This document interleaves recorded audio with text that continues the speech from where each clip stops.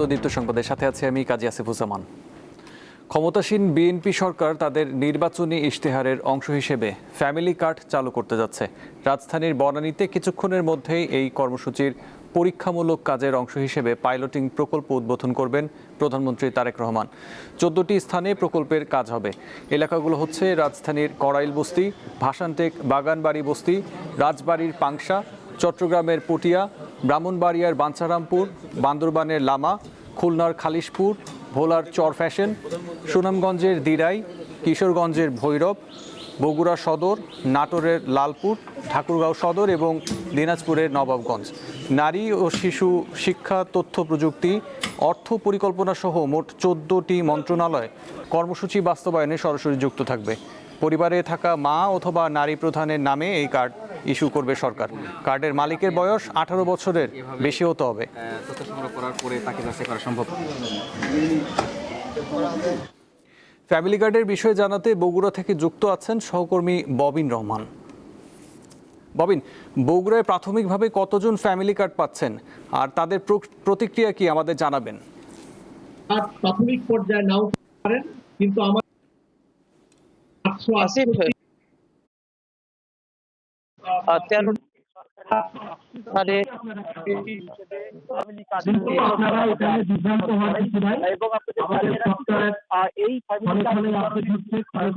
এই ফ্যামিলি কার্ডের মধ্যে এলাকার অর্থাৎ এই 3 নং ওয়ার্ড পর্যন্ত এই যেমনটি জেনেছি তারা বলছেন যে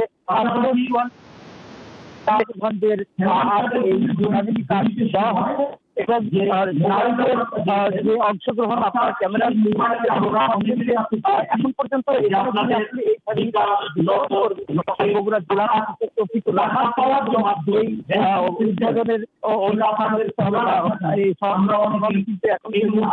কিন্তু তার আগেই যারা নারী তারা কিন্তু এসেছেন ক্ষমতায়ন এবং প্রধানদের ক্ষমতায়ন এবং তাদের অর্থনৈতিক স্বাধীনতা, অধিকার এবং মর্যাদার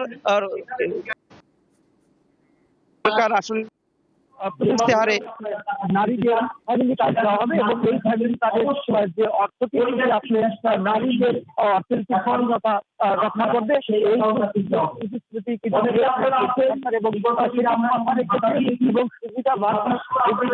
এবং সুবিধাভোগী নারী যারা তারাও কিন্তু বলছেন যে এই ফ্যামিলি কার্ডের সেই টাকা দিয়ে কিন্তু তারা স্বাবলম্বী হতে পারবেন এবং তাদের যে পরিবারের অর্থনৈতিক যে সংকটটি সেটি কিন্তু দূর করতে পারবেন। এবং আমরা সকাল থেকে এই জায়গাতে এসে যেমনটি আমরা লক্ষ্য করছি যে বিভিন্ন বয়সীর নারীরাও কিন্তু এই উদ্বোধনের অনুষ্ঠানে তারা এসেছেন এবং তারাও আসলে আনন্দিত বিএনপি সরকার দেওয়া প্রতিশ্রুতি অর্থাৎ ইশতেহারে দেওয়া রেখেছেন এবং প্রথম পরীক্ষামূলকভাবে এই ফ্যামিলি কার্ড বগুড়া সদরের এই সাকারিয়া ইউনিয়নের 3 নং ওয়ার্ডে থেকে যে জানতে পেরেছি এই ওয়ার্ডে প্রায় 900 নারী তারা প্রথম পর্যায়ে কিন্তু বাছাই শেষে আসলে 44 জন নারী জিতেছেন এবং তাদেরকে পরেই হয়তো এই কার্যক্রমের যে অনুষ্ঠানের শুভ উদ্বোধন করবেন। জি, ধন্যবাদ ববিন।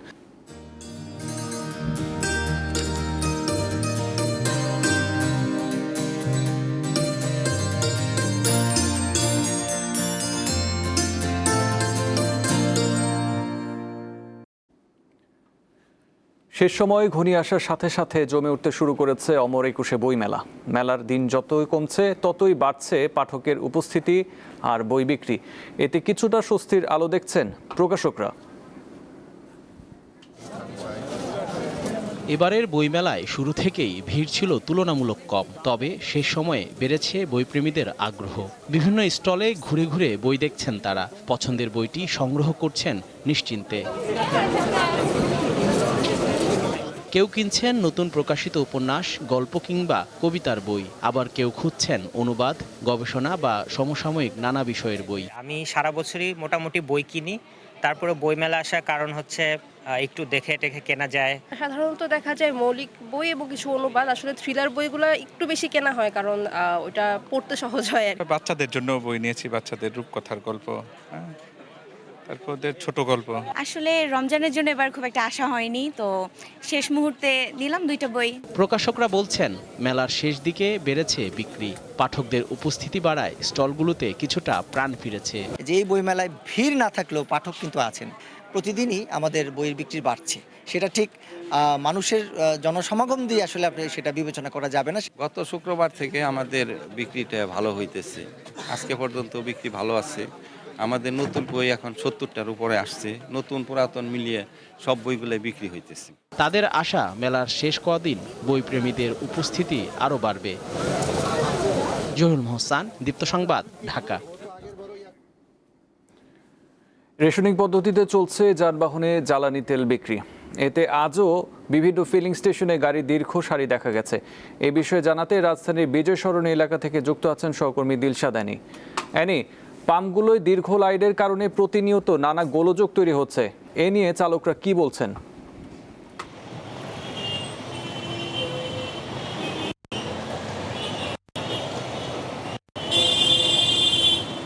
জি, আপনি যেমনটা বলেছিলেন, এখানে যারা আছেন মোটরসাইকেল চালক বলেন, যারা ব্যক্তিগত গাড়ি চালক আছে, তারা বলছেন, কিছুক্ষণ আগেও আমাদের কয়েকজনের কথা হয়েছে মোটরসাইকেল আরোহীর সাথে, তারা যেটি বলেছেন তারা অনেকটা ক্ষোভ প্রকাশ করেছেন। তাদের কথা হচ্ছে যে দেশে যদি তেলের সংকট না, তেলের সংকটে আমরা বিভিন্ন মাধ্যমে দেখতে পাচ্ছি দেশে তেলের সংকট, কিন্তু পাম্পগুলো তাদের অভিযোগ হচ্ছে যে ফিলিং স্টেশন যেগুলো আছে সেই ফিলিং স্টেশন থেকে পর্যাপ্ত তেল থাকা সত্ত্বেও তাদেরকে তেল দিচ্ছে না।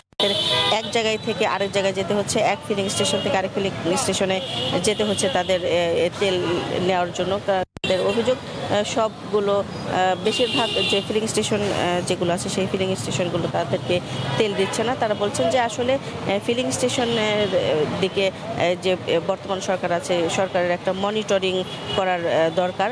তারা মনে করছেন যে ফিলিং স্টেশনগুলো ইচ্ছাকৃতভাবে তাদেরকে তেল দিচ্ছে না, তারা আসলে কৃত্রিমভাবে সংকট তৈরি করার চেষ্টা করছে। এই অভিযোগগুলো করছেন মোটরসাইকেল চালক যারা আছেন তারা করছেন।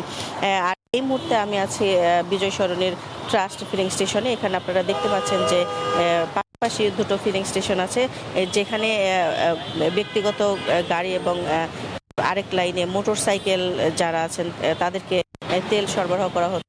কিন্তু আজকে বেশি ভিড় থাকার কারণে এবং দীর্ঘ সারি থাকার কারণে পাশের যে আরেকটা স্টেশন আছে, ফিলিং স্টেশন আছে, এখানে সেটি 2 ভাগে ভাগ করে নেওয়া হয়েছে। এটাতে ব্যক্তিগত গাড়ি এবং পাশের এটাতে যে মোটরসাইকেল যে যারা আছেন নিতে যাচ্ছেন। আর পেছনের সারিতে আপনারা দেখতে পাচ্ছেন এই যে ভাগ করে দেওয়া হয়েছে, যে এই সারি যেটা দেখছেন এটা কিন্তু মোটরসাইকেলের যে সারি, সেই সারি তারা নিতে যাচ্ছেন সামনের আরেকটি ফিলিং স্টেশনে। আজকে তেল এসেছেন, তাদের মূলত অভিযোগ এটাই যে তারা তেল থাকা অবস্থায় কোনো ফিলিং স্টেশন থেকে তাদেরকে তেল দিচ্ছে না, তারা বিভিন্ন ফিলিং স্টেশনে ঘুরে ঘুরে বেড়াচ্ছেন। এই বিষয়টি সরকারকে দেখার তাদেরকে অনুরোধ জানিয়েছে, সরকারের প্রতি অনুরোধ জানিয়েছেন এই চালকরা। এই ছিল এখানে সবশেষ তথ্য। জি, বিজয় সরণি থেকে ছিলেন দিলশাদ আনি। এ নিয়ে আপনাকে ধন্যবাদ।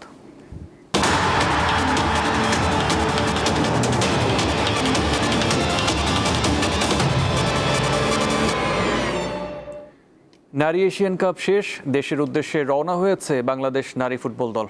প্রথমবারের মতো নারী এশিয়ান কাপে অংশ নেয় বাংলাদেশ। গ্রুপ পর্বের 3 ম্যাচেই হেরেছে পিটার বাটলারের শিষ্যরা। পার্থে সোমবার সন্ধ্যায় উজবেকিস্তানের বিপক্ষে হেরে স্থানীয় সময় মঙ্গলবার সকালে দেশের উদ্দেশ্যে রওনা হন ঋতুপর্ণারা।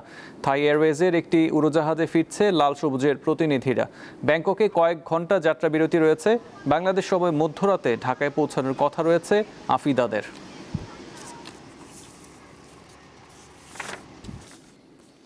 এই ছিল দীপ্ত সংবাদে। পরের সংবাদ দেখার আমন্ত্রণ রইল। এছাড়াও তথ্য বিনোদনের জন্য চোখ রাখুন দীপ্ত টিভির ডিজিটাল প্ল্যাটফর্মগুলোতে। ধন্যবাদ।